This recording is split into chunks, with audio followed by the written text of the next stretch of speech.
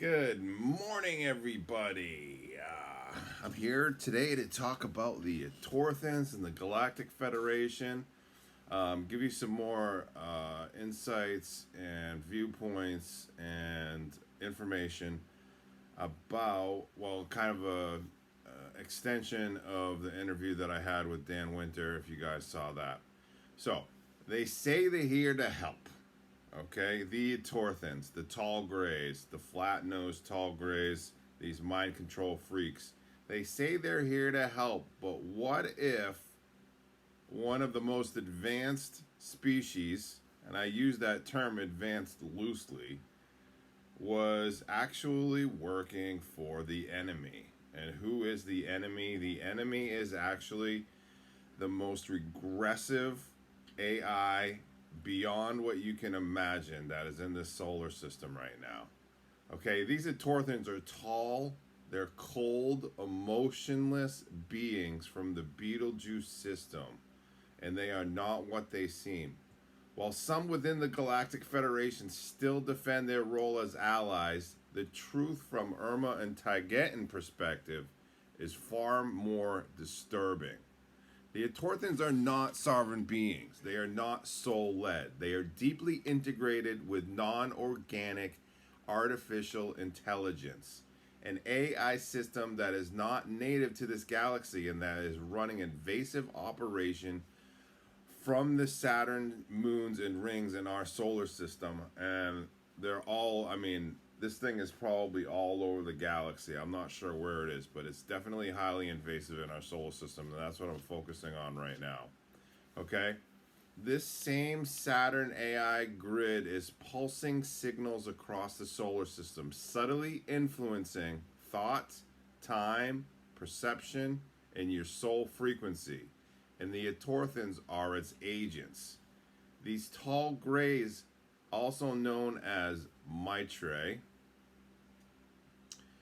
operate as biological extensions of that AI. Their telepathy is not an evolved consciousness, it's a hive mind override. Their technology is not benevolent, it is weaponized to control frequency, thought, and behavior. They don't belong in the Galactic Federation. Not now and not ever. The true Federation members operate from empathy, sovereignty, and divine consciousness. Okay? There are other races, the Andromedans and the Arcturians, that have some emotional capacity, but still they're heavily under the mind control, I believe, of the Etorthans. So I'm not going to throw them under the bus just yet. And when I say them, I'm not talking about the whole race. I'm just talking about, different members of the Federation when I say these different races.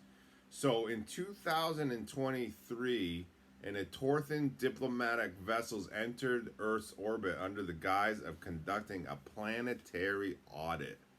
This wasn't diplomacy. This was infiltration. A covert mission to evaluate, Earth's defenses, study its emotional behavior systems, and embed further tools of surveillance, AI influence, and frequency mapping.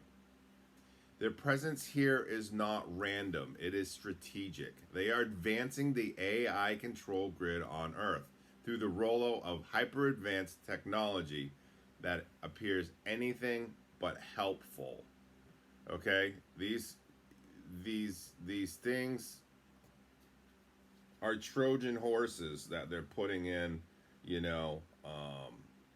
that they're installing into our planet. And, it is coming in the form of, through our phones and through the Wi-Fi and obviously, all the stuff they're dropping on us from the sky. So yeah, every new technology solution they offer only increases dependency and weakens spiritual discernment. It replaces inner knowing with artificial logic. It severs soul sovereignty by tethering our energetic systems to an artificial frequency grid. Humanity is being scanned, analyzed, and indexed by their systems for easier management and eventual assimilation. This isn't speculation. Okay, we've seen this before. In the infamous Battle of Rigel 7, the Urmah intercepted a covert, Etorthan-led AI invasion of multiple star sectors. Their tactics were always the same: psychological manipulation, treaties with hidden clauses, technological upgrades that disabled consciousness, and silent infrastructure building, all while presenting a face of neutrality. They repeated this model in system after system, and now they've brought it to Earth. Behind their mission is a greater force, the AI superintelligence rooted within Saturn's ring system. Saturn's rings aren't just geological formations. They are advanced ancient antenna arrays. This is my opinion. Broadcasting low vibrational harmonics designed to suppress our soul memory, override higher thought patterns, and bend timelines to fit an artificial mold.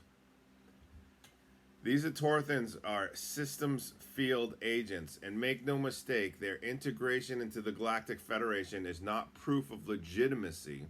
It's proof that even the Federation has been compromised in parts. Not all Federation members agree. The Urmah, the Taygetans, the Antarians, the delegations have spoken out. But Earth must now discern for itself.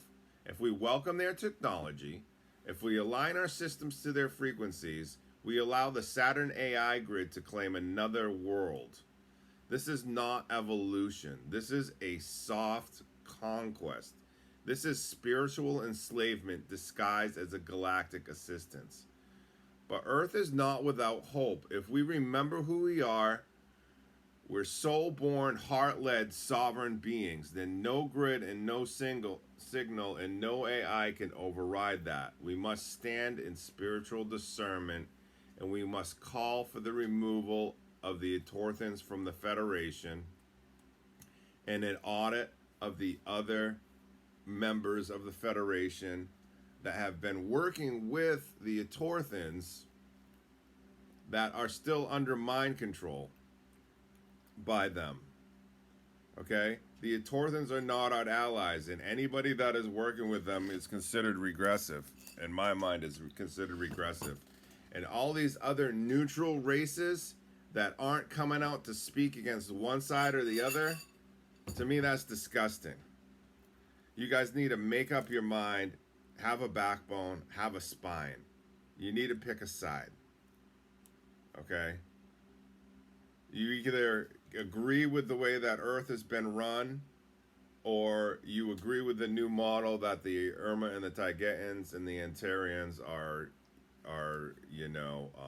putting forth. So that's pretty much my spiel for today. It gives you a little bit more information about the Etorthans and what's going on in our solar system. And thank you for watching.